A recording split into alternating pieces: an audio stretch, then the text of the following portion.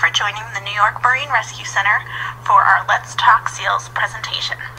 The New York Marine Rescue Center is a nonprofit organization that is the primary response team for sick and injured seals, sea turtles, dolphins, porpoise, and small-toothed whales, and are the only rehabilitation facility for seals and sea turtles in the state of New York. Today, we are going to discuss the seals that we see in our local waters. Along the northeast coast, spanning from Maine to Virginia, there are several marine mammal and sea turtle rescue programs that are joined within a network known as GARFO, or the Greater Atlantic Regional Fisheries Office. These facilities collaborate efforts to promote and provide marine conservation. The New York Marine Rescue Center Hospital is located within the Long Island Aquarium and Exhibition Center on Main Street in Riverhead. Outlined in red, you will see the animal hospital behind the aquarium. Within the hospital, staff, interns, and volunteers work very hard to fulfill our mission, which is to protect and preserve the marine environment through conservation efforts including rescue, rehabilitation, education, and research. Now let's take a look inside of our animal hospital. This is a view of our current floor plan. The red indicates the tanks we house rescued seals and sea turtles in, and the areas outlined in blue highlight the rooms within our facility, but most importantly, our lab and treatment rooms. In the animal hospital, we have 3 designated sea turtle tanks, 1 tank that can be viewed from our rescue center located inside of the Long Island Aquarium, and 16 other tanks that can hold either seals or sea turtles, depending on what is needed. As these animals strand or display their normal behaviors within their natural habitats, it is important to know that marine mammals are federally protected by the Marine Mammal Protection Act. If harassed, killed, possessed, fed, etc., a person can receive up to a $20,000 fine and 1 to 2 years in jail. It is good to know that the proper distance for observing one of these animals in their natural habitat is 50 yards or 150 feet. So what are mammals?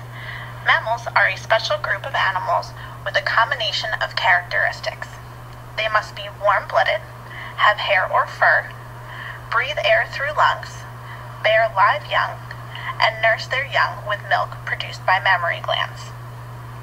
Now that we have defined what a mammal is, let's talk about what marine mammals are. Marine mammals have the same characteristics as all other mammals, but they have adapted to living all or part of their life in the ocean. Marine mammals include pinnipeds, which are seals, sea lions, fur seals, and walruses; cetaceans, which are whales, dolphins, and porpoises; sirenians, which are manatees and dugongs; sea otters, and polar bears. In today's lecture, we will be talking about pinnipeds. Pinnipeds are fin or flipper-footed marine mammals.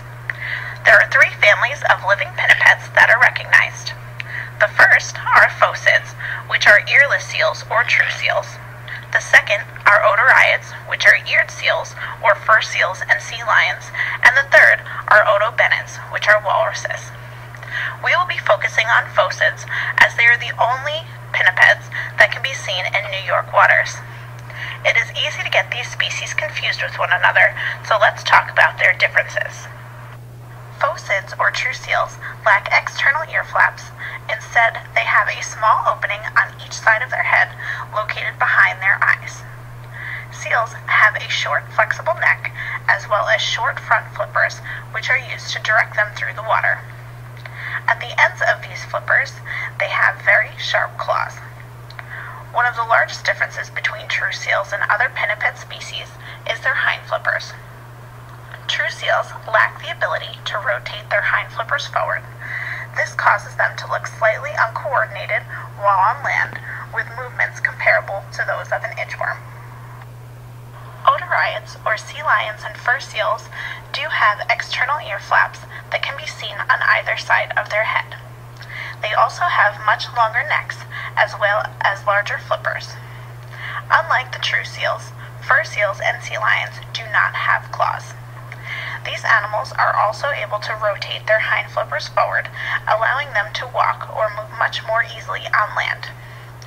Sea lions are much more social animals than seals and can be seen congregating in herds or rafts that can reach upwards of 1,500 individuals.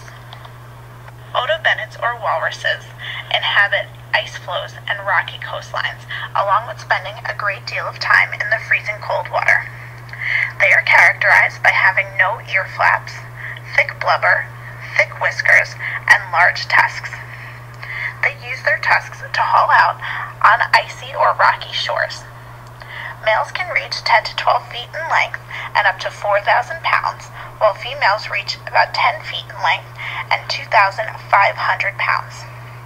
While the average amount of time a seal pup will stay with its mother is about 4 to 6 weeks, a walrus pup will stay with their mothers for up to 2 or more years.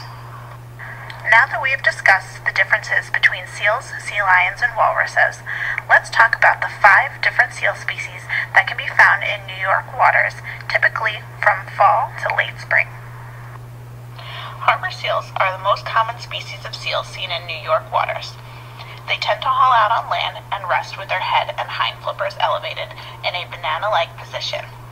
They are characterized by their brownish tan back with light and dark speckling, and short concave dog-like snout. Males can reach 5 to 6 feet and 285 pounds. Their main diet consists of fish, shellfish, and crustaceans. Harbor seal pups weigh about 24 pounds at birth and are ready to swim within minutes. They can also dive for up to 2 minutes when they are only 2 to 3 days old. Penny was a 5 to 6 day old dependent pup who was separated from its mother, possibly due to crowds. It is important to note that if you see a seal pup on the beach, the best thing to do is to give it its space, as its mother might still be in the area. Gray seals are the second most common seals seen in New York waters. You can tell them apart from other seals in our area by their long horse-shaped head. Males and females can be told apart by the differences in their coat. Females will generally have a light gray coat with dark spots, or males will have a dark gray coat with light spots. Pups are born with creamy white fur called lanugo that begins to shed after the first 3 weeks of life. Males grow to be much larger than females, reaching 10 feet in length and weighing up to 880 pounds, where females will grow to be about 7.5 feet in length and weigh up to 550 pounds. A gray seal's diet consists of fish, crustaceans, squid, and octopus. Moose tracks, which you can see pictured, is a male gray seal that had come into the hospital due to being lethargic and having a very swollen hind flipper. He made a great recovery and was able to be released after several months of rehabilitation. Harp seals are considered an Arctic species of seal and are generally seen more frequently in our waters when we have more severe winters. They have 3 different coats throughout their life. Like gray seals, harp seal pups are born with a white fluffy coat called lanugo, which is shed after about 2 weeks. This white coat helps to trap the heat from the sun and keep the pup warm. The second coat is their juvenile coat, which is tan to silver in color with brown and black spots. And the final coat is their adult coat. As adults, harp seals will have black fur on their face with a silvery coat and a harp-shaped pattern on their back. This adult coat is where they get their name, the harp seal. These seals can grow to be 6 feet and 300 pounds, and their diet consists of fish and invertebrates. Cookie Dough, seen in the picture, came to us due to respiratory congestion and discharge from her eyes. After only a couple of short weeks of rehabilitation, she was ready to be released back into her natural habitat. Hooded seals, not seen very often in New York, are named for the large elastic balloon-like sac that males have that they can inflate, which extends from their noses to their foreheads. Males will develop this nasal sac at 4 years old. They use this as a territorial display to threaten other males and to also attract females. Hooded seal pups are called bluebacks because of the bluish coloring of their coat. Black spots start to come through on their coat at 2 years of age. Earlier in the presentation, you learned that seal pups stay with their mother for an average of 4 to 6 weeks before venturing off on their own. Hooded seals, however, have the shortest lactation period of any mammal. Pups are weaned after just 4 days, after which they are on their own. During these 4 days, the pup will just about triple in size. The males can reach 8.5 feet and 775 pounds when full grown, and the females can reach about 6.5 feet and 660 pounds. Their main diet consists of fish, crustaceans, and squid. Although ringed seals are rarely seen in New York, they are the smallest and most common seal in the Arctic. In the past, the New York Marine Rescue Center has only responded to 7 ringed seals. Males can reach 5 feet and 150 pounds and get their name from the silver rings that are on their backs and sides. Due to their similarity in coat, they are often confused with harbor seals. The ringed seal's diet consists mostly of mysids, shrimp, Arctic cods, and herring. In order to know if any animals are sick, injured, or healthy, we rely heavily on the public, local police officers, or Marine Patrol to phone in any animal strandings or sightings to our hotline. If any of you have ever called our hotline before, you will know that we do ask for information and pictures to assist us in an initial assessment of the animal's condition and to determine what equipment may be needed to respond to the animal. For those of you who do not have our hotline, you will see it at the bottom of these slides throughout the presentation, so don't forget to program it into your phone or write it down. When reporting an animal, please be sure to stand at least 50 yards away from them unless instructed otherwise by a New York Marine Rescue Center staff member. This is important for several reasons.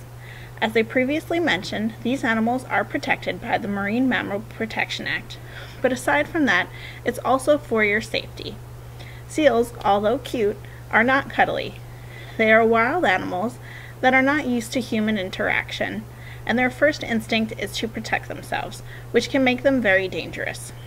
Seals can also carry zoonotic diseases, which are diseases and illnesses that can be transferred to humans and pets. An entangled animal like the one seen in the photo may otherwise be very healthy. If approached too closely, it may leave the area before our team is able to arrive and assist it. If you see an animal you believe to be sick or injured, be sure to keep your distance and call the rescue hotline number immediately. A New York Marine Rescue Center staff member may ask you to get closer than 150 feet to get photos and videos to help us assess the animal. Not all seals on the beach are in need of help, so your photos and videos can play an integral part in determining if we need to send a team to respond to the animal or if it appears to be exhibiting normal behaviors. This is the sightings data sheet that is used during the beach assessment. This form is a good tool in helping to determine if an animal is in need of care. We are looking for certain characteristics such as general attitude, body condition, coat, and wounds, and rate it on a scale of 1 to 4, 1 being the worst and 4 being the best. An animal that receives 3s and 4s in all fields most likely would not be an animal that we would bring back to our facility. On the other hand, an animal that receives 1s and 2s in all fields is likely to need additional care. This next clip is a video of Penny's rescue. Penny was a 5-day-old dependent harbor seal pup who was abandoned by her mother.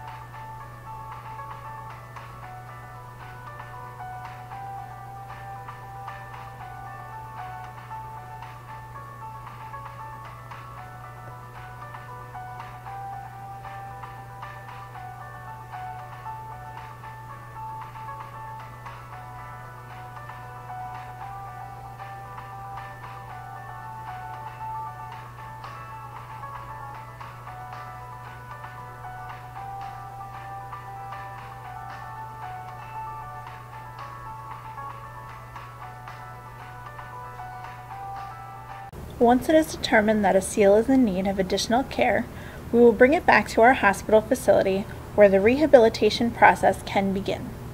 Our biologists conduct an initial physical, which includes taking weight, drawing blood, measuring temperature, assessing body condition, listening to their heart and lungs, and administering fluid. As the seals are wild animals, one staff member must restrain the animal while another collects data and assesses the seal. We have various tools to aid us in diagnosis, like x-rays, which are extremely useful in determining if an animal has ingested anything, has broken bones, or any congestion of the chest and lungs. Ultrasounds are used on seals to see blubber thickness. A thin layer of blubber is a good indicator that the seal has not been eating regularly. Bacterial cultures are taken to see if an animal is fighting a bacterial infection. Based on these results, and the results of the admittance physical, our veterinarians can decide on a best course of treatment for the animal. There are a lot of different reasons that we see seals coming into our hospital facility. We see viruses such as sealpox, which can be seen in the photo here. Sealpox is very similar to chickenpox, where seals get large red nodules all over their body that become itchy and irritated. And just like chickenpox, sealpox is very contagious among seals. Anytime there is a seal in our hospital that has sealpox, we must take extra precautions to make sure it does not spread to the other seals in our care. They can also get parasites like lungworm, heartworm, and roundworm. Most parasites seem harmless in healthy hosts. However, when an animal is stressed or sick, parasites can turn into serious pathogens that induce pneumonia, gastric ulcers, or intestinal inflammation. Dehydration and malnutrition go hand in hand. Just like when they tell you that if you get lost at sea, don't drink the salt water because it will dehydrate you faster, the same goes for seals. Instead of drinking the water, they get their water from the food that they eat. If they do not get enough food, they can become dehydrated, which can cause kidney failure. We also see seals coming in with different types of injuries. We also have animals admitted for care due to human interaction. The most common human interaction that we see is animals getting entangled in monofilament fishing line. Entanglements can become deadly as they can hinder the ability of the animal to hunt for food properly. Also, as the animal grows, the fishing line gets tighter and tighter, causing serious injuries. Pictured here is a gray seal pup named Hope, who was wrapped up in fishing line. Luckily, our team was able to respond to her in time. She spent time in our hospital recuperating from her injuries and was able to be released back into her natural habitat. When an animal is ready to be returned back to its natural habitat, it will be fitted with a flipper tag that is attached to the hind flipper. This is a temporary tag that is clipped on, similar to an earring. This tag has an identification number and the contact information for the New York Marine Rescue Center in case the animal restrands.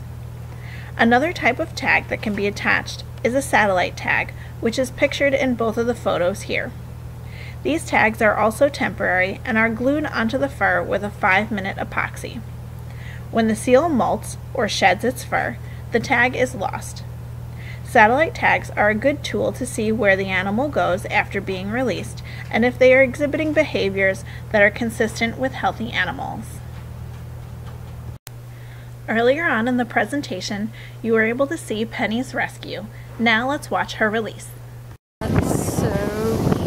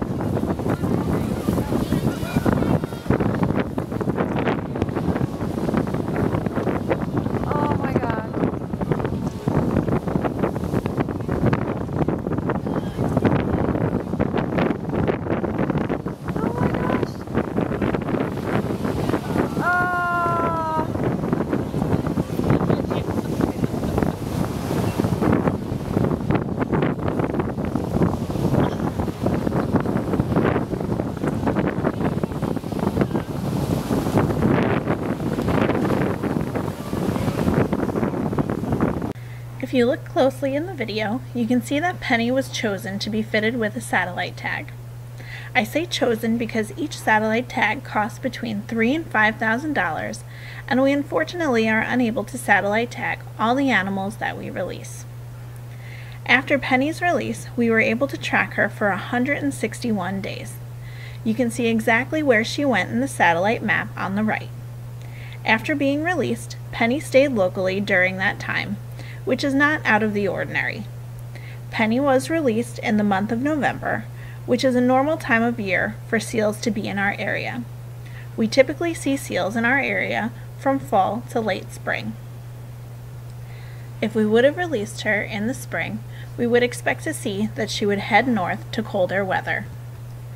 Our releases are usually open to the public, so be sure to follow us on social media or sign up for email alerts through our website at www.nymarinerescue.org. There are several different ways that you can get involved. You can help our animals directly by making a donation or adopting one of our animals through our website. You can also help by sharing all of the information that you just learned with your friends and family. If you are walking the beach and see garbage on the ground, be sure to pick it up and dispose of it properly and report any sightings of sick or injured marine mammals or sea turtles to the rescue hotline number. If you would like to get more involved with our organization, you can also become a volunteer or intern.